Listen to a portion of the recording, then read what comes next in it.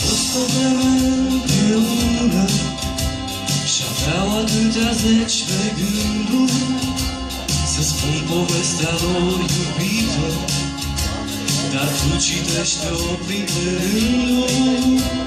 Ar fi trecut neluați în seamă cu traiul lor cel fără vină, chiar dacă eu știam că ascunde și fantezie și rutină. Dar unde dragoste nu e, nimic nu e, nici soare nu-i, nici viață nu-i, iar eu mă simt a nimănui.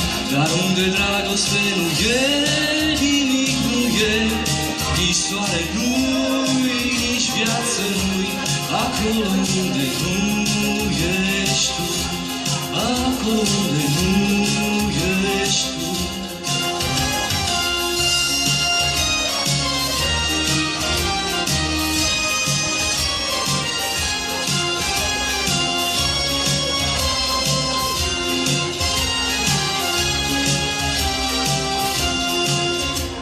A fost o vreme împreună, două străine emistere, călătoreau acești doi tineri în anotimpuri efemere, de la prieteni, de la rude, nu au duminici cu drumul, știau mai bine ca oricine să le transforme în trecut.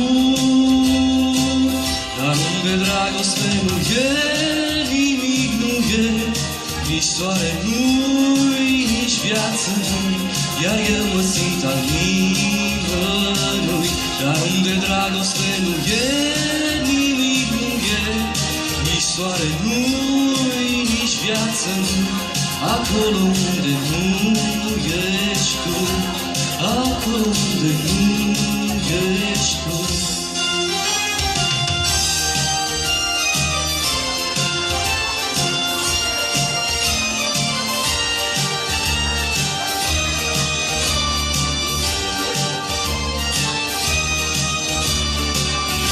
Unde dragoste nu e, nimic nu e, nici soare nu-i, nici viață nu-i, iar eu mă simt a nimănui. Dar unde dragoste nu e, nimic nu e, nici soare nu-i, nici viață nu-i, acolo unde nu ești tu, acolo unde nu